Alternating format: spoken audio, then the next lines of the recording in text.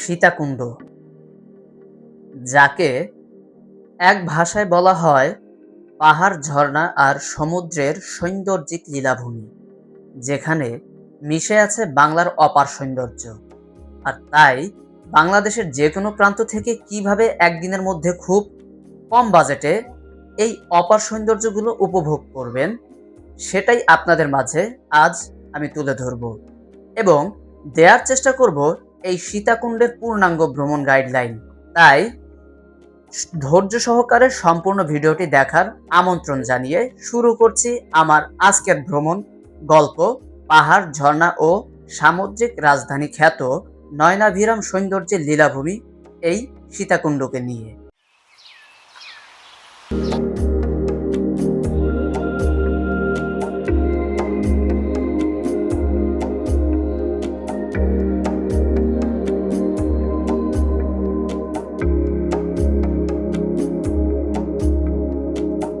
ঢাকা থেকে আপনারা দুইভাবে আসতে পারবেন।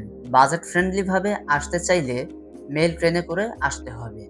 এখানে ভাড়া পড়বে জনপ্রতি ১৩০ টাকা, আর বাস দিয়ে আসতে হলে এসি বাসে জনপ্রতি ৭০০ টাকা করে গুনতে হবে, আর নন এসি বাসে জনপ্রতি ৬০০ টাকা করে।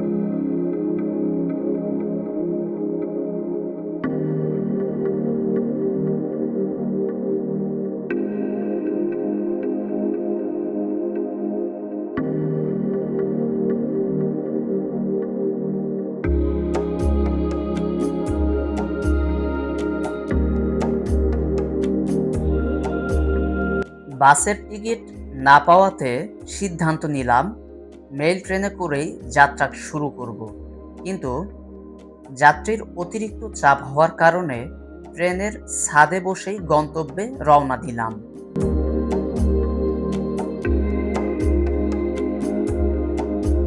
হ্যালো এভরিওয়ান, আসসালামু আলাইকুম।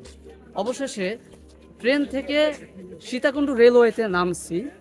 তো এখন এখান থেকে আরেকটা অটো নিয়ে পাহাড়ের ওদিকে যাব।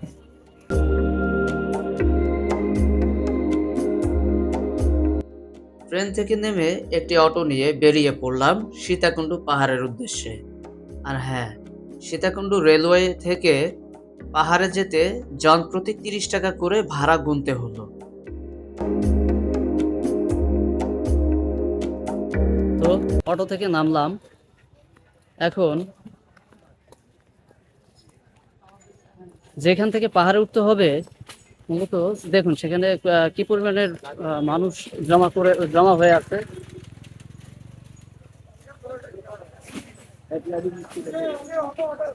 এখান থেকে মূলত লাঠি নেওয়া লাগে। তো লাঠিতে ভর করেই পাহাড়ে উঠতে হয়। ব্যাগ রাখবো এবং এখান থেকে লাঠি সংগ্রহ করতে হয়। এই প্রসেসগুলো কিভাবে কি, এগুলো আপনাদের সাথে একটু শেয়ার করব। এখানে প্রতিটি লাঠি বাবদ ৪০ টাকা করে দিতে হয়, আর ব্যাগ রাখলে ২০ টাকা দিতে হয়। তবে ব্যাগের টাকা অগ্রিম না নিয়ে শুধু লাঠির টাকা দিতে হবে। তবে এখানে একটু কথা আছে, ব্যাগের সাথে একটা টোকেন লাগিয়ে দেয়া হয়, আর একটা টোকেন যার ব্যাগ তার হাতে দেয়া হয়। এতে দেখা যায় ব্যাগ হারানোর কোনো ঝামেলা থাকে না। যাই হোক, পাহাড় থেকে ঘুরে এসে ব্যাগের টাকা দিয়ে ব্যাগ নিতে হয় এবং লাঠি যদি ভালো থাকে তাহলে সেই লাঠি দোকানিকে দিলেই দোকানি আপনাকে ২০ টাকা রিটার্ন করে দেবে। এটি হচ্ছে পাহাড়ে ওঠার মূল ফটক বা প্রধান গেট।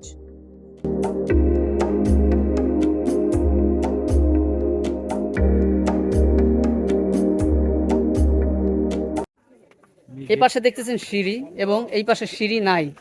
মানে এ পাশ দিয়ে উঠতে পারবো, এ পাশ দিয়ে উঠতে পারবো। দেখা গেল এ পাশ দিয়ে আমার ইজি হবে, বাট এইখান দিয়ে উঠতে গেলে কষ্ট হবে। তাই এইখান দিয়ে উঠবো।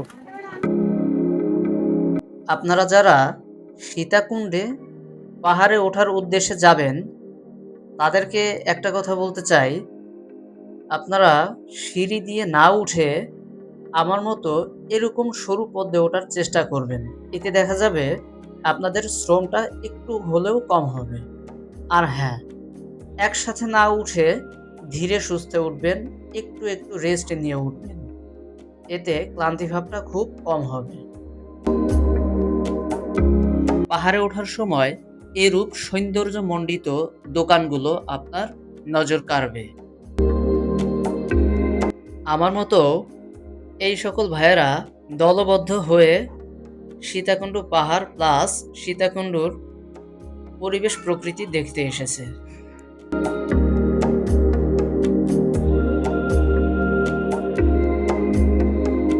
এটি হচ্ছে ক্ষুদ্র একটি ঝর্ণা এবং এর সাথে যে পাইপের লাইনটি দেখছেন, এর মাধ্যমে এখানকার মানুষ এই পানি সংগ্রহ করে থাকে এবং এই পানি খাওয়ার থেকে শুরু করে দৈনন্দিন কাজে ব্যবহার করে। এই পাহাড়ের চূড়া চট্টগ্রাম জেলার সবথেকে উচ্চতম স্থান। এর উচ্চতা আনুমানিক 1020 ফুট। এই পাহাড় শুধু পর্যটন স্পট হিসেবেই নয়, বরং ধর্মীয় তীর্থস্থান হিসেবে বেশি পরিচিত। কারণ এই পাহাড়ের চূড়ায় আছে হিন্দু ধর্মাবলম্বীদের বিখ্যাত চন্দ্রনাথ মন্দির। মূলত এই মন্দিরের নামেই নামকরণ করা হয় চন্দ্রনাথ পাহাড়। হিন্দুদের দেবতা শিবের এক উপাধি হচ্ছে চন্দ্রনাথ। এ মন্দিরের শিবের পূজা করা হয় বলেই মন্দিরের এই নামে নামকরণ করা হয়েছে। একদম উপরে উঠলেই এই মন্দিরটির দেখা মিলবে।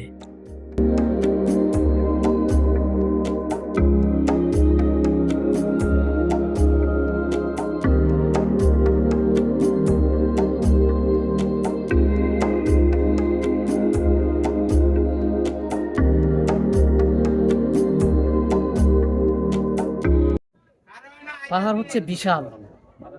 এই বিশালতার মাঝে মাঝে একটু সামান্য একটু স্থানে উঠতে পারছি, তাই মনে হচ্ছে যে এই বুঝি চূড়ায় পৌঁছে গেলাম, এই বুঝি চূড়ায় পৌঁছে গেলাম। কিন্তু না, এখনো বসা, দেখেন এখানে সবাই বসা বিশ্রাম নিচ্ছে। আর আমার তো লাঠি লাগে নাই, এই যে লাঠিওয়ালা, তার অবস্থা তো পুরাই করুন।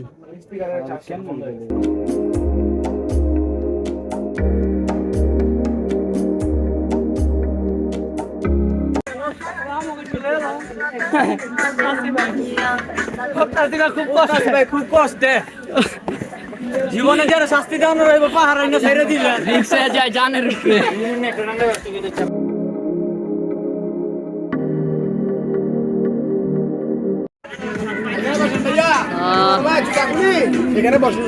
এটা হচ্ছে মন্দির, এখানকার মন্দির। মন্দিরটার নাম হচ্ছে বিরুদ্ধ পক্ষ মন্দির, না? হ্যাঁ, এটাই। সবাই সেলফি তুলতেছে।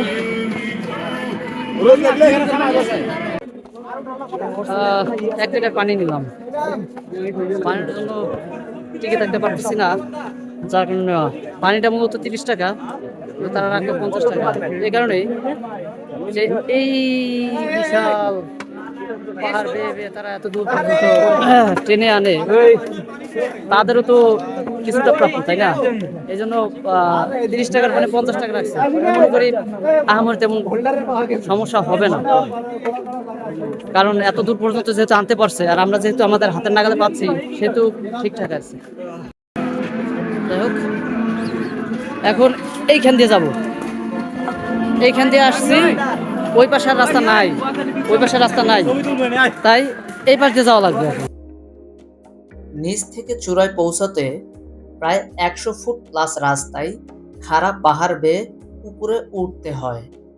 এই খাড়া রাস্তা দিয়ে উঠতে গিয়ে দর্শনার্থীরা অনেকেই অসুস্থ হয়ে পড়ে, তাই একসাথে না উঠে একটু রেস্ট নিয়ে ওঠাই আমি মনে করি বেটার। আর তাছাড়া পাহাড়ের প্রতিটি মোড়ে মোড়েই বিভিন্ন খাবারের দোকান আছে, তাই চাইলেই সেই দোকান থেকে পানি বা অন্য কিছু খাবার খেয়ে শরীরের শক্তি একটু হলেও ফিরিয়ে আনতে পারবেন। উঠে গেলাম, গেইনার, আই উইন।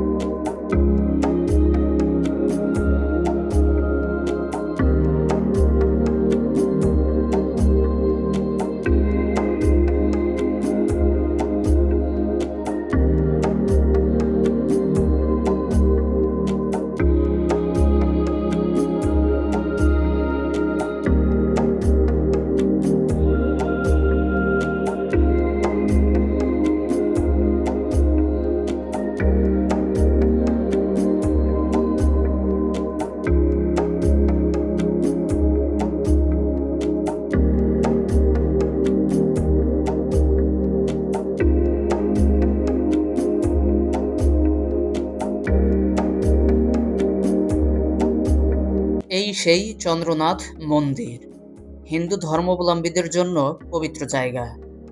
মন্দিরের এই সাইডের রাস্তা দিয়ে আমরা নিচে নেমে যাব।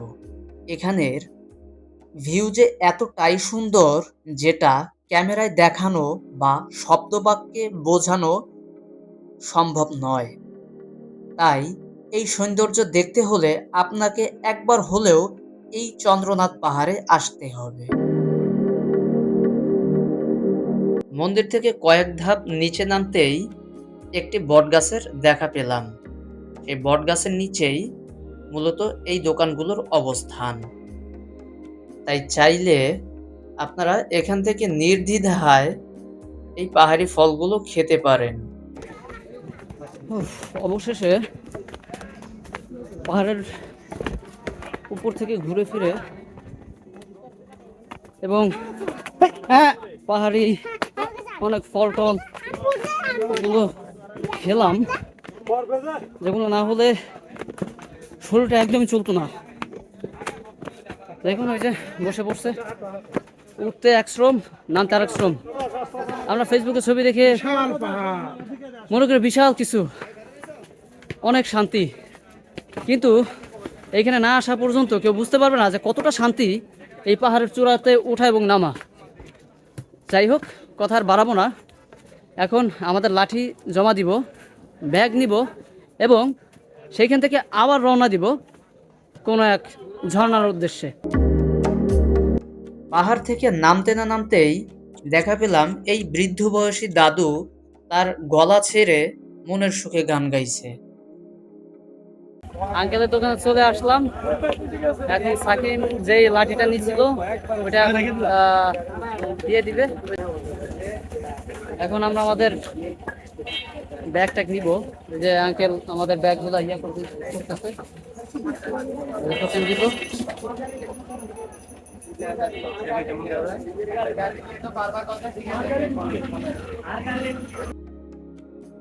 একটা কথা বলে নিই, আপনারা যারা পাহাড়ে ওঠার সময় ব্যাগ রাখতে চাচ্ছেন এবং লাঠি নিতে চাচ্ছেন, তারা চাইলে এই আঙ্কেলের কাছ থেকে সহযোগিতা নিতে পারেন। তাই তার নাম্বার স্ক্রিনে দিয়ে দেওয়া হলো। অটোতে উঠে ছোটদার ঘাট যাব এবং ওইখান থেকে সহস্রধারা দুয়ে গিয়ে ঝর্ণায় গোসল করব। অবশেষে অটোতে করে পাহাড় ছেড়ে ঝর্ণার উদ্দেশ্যে রওনা দিলাম আমরা। সীতাকুণ্ড পাহাড় থেকে অটো রিক্সা যোগে চলে আসলাম সহস্রধারার দিকে। তো এখান থেকে এখন খাবারের টাকা দেওয়া লাগলো। ওখানে তারা বললো যে 150 টাকা করে, দুজন আসবে 300 টাকা। সো ওইখানে খাবার টাকা দিলে দেখা গেল ফোন এগুলা বা চার্জে দিতে পারবো, প্লাস ব্যাগ রাখতে পারবো। তাই ওইখানে অ্যাডভান্স দিল সাকিম। আর আমি এখন যাব টিকিট কাটতে। ওই সহস্রধারার পানির ওইখানে যেতে গেলে আপনার জনপ্রতি 80 টাকা করে টিকিট কেটে ঢুকতে হয়। তাই এখন চলুন যাব।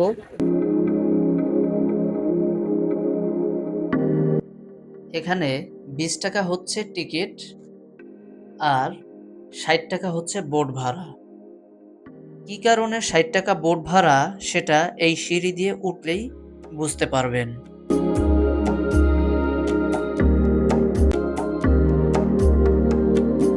এই লেকটার নাম হচ্ছে সহস্রধারা লেক। এই লেক দিয়ে বোটের মাধ্যমে চলে যাব ঝর্ণার একদম কাছে। তাই চলুন বোটের মাধ্যমে ঝর্ণার কাছে যাওয়া যাক।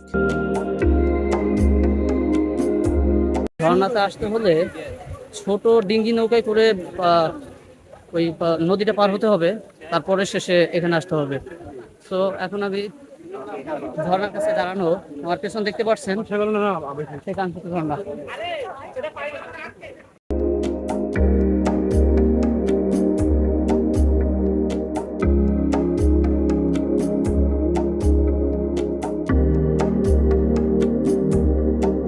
এটি হচ্ছে সীতাকুণ্ডুর সবচেয়ে সহজ এবং উচ্চতম ঝর্ণা।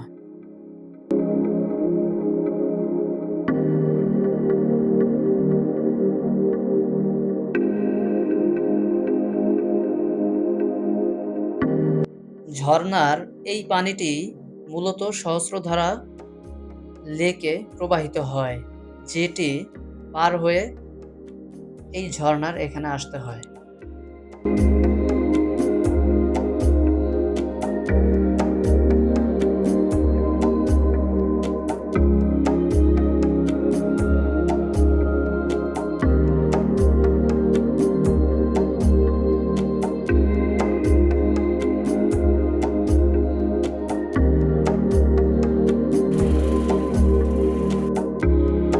গোসল ও দুপুরের লাঞ্চ সেরে একটা সিএনজি করে রওনা দিয়ে দিলাম কুলিয়াখালী সমুদ্র সৈকতের উদ্দেশ্যে। শস্ত্রধারা থেকে গুলিয়াখালী আসতে আবার প্রায় 1 ঘন্টা সময় লেগেছে। তাই এখন যেহেতু সন্ধ্যা নেমে আসবে, তাই আর দেরি না করে গুলিয়াখালীর সৌন্দর্যগুলো আপনাদের মাঝে উপস্থাপন করার চেষ্টা করব।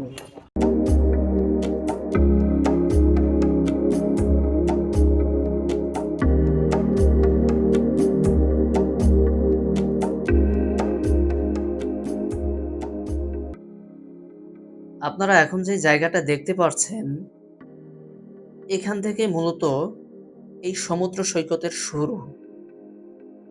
আর যেহেতু এখন বর্ষাকাল না, প্লাস ভাটার সময় চলছে, তাই এখানে তেমন কোনোই পানি নেই, পুরো শুকনো মরুভূমির ন্যায়। আবার যখন পুরোদমে বর্ষাকাল চলবে এবং জোয়ারের সময় হবে, তখন দেখা যায় এখানের এই পুরো অংশতে কানায় কানায় পানিতে পরিপূর্ণ থাকে। তখন এখানে যে বোটগুলো দেখতে পাচ্ছিলেন, সেইগুলোতে করে আপনাকে মাঝে নিয়ে ঘুরবে এবং মাঝের একটা জায়গায় নিয়ে আপনাকে নামিয়ে দেবে।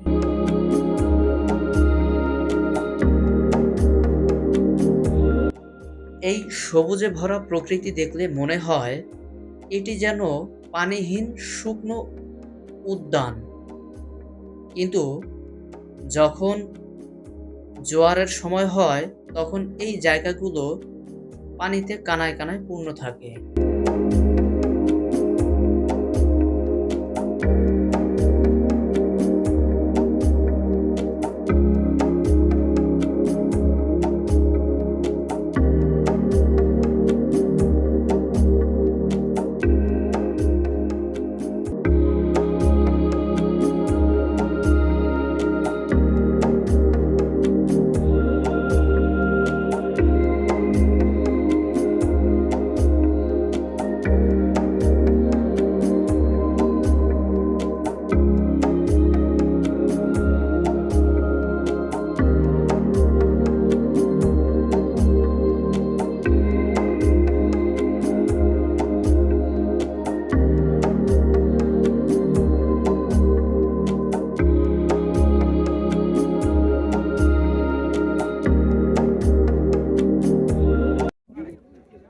আমি এখন দাঁড়িয়ে আছি সমুদ্রের মাঝখানে।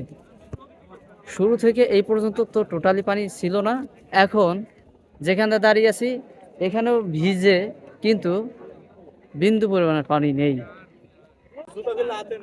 এখানের গাছের যে ইয়াগুলো দেখলেন, শিকড়গুলো দেখলেন, আপনাদের কার কি মনে হয় এটা আমি বলতে পারবো না, বাট আমার মনে হচ্ছিল যে আমি মনে হয় সুন্দরবনের আশেপাশে আছি।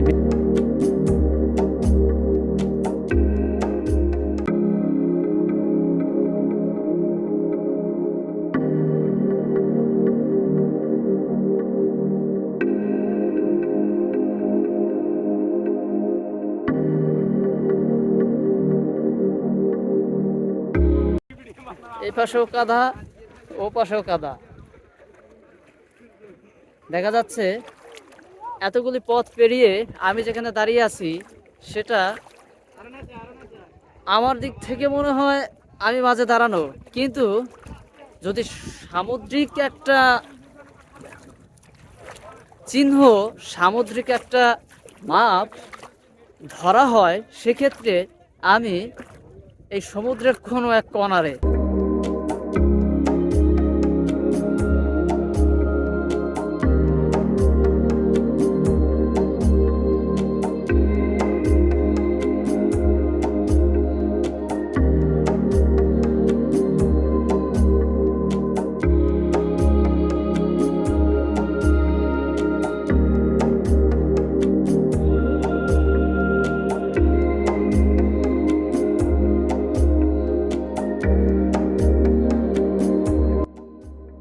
আজকের মতো ভিডিওটি এখানেই শেষ করছি। সীতাকুণ্ড ভ্রমণ সংক্রান্ত আপনার যে কোনো মতামত জানাতে পারেন এই ভিডিওর কমেন্ট বক্সে। দেখা হচ্ছে নতুন কোনো ভিডিওতে। ততক্ষণ পর্যন্ত সবাই ভালো থাকবেন, সুস্থ থাকবেন। আর ভিডিওটি ভালো লাগলে চ্যানেলটি সাবস্ক্রাইব মাস্ট।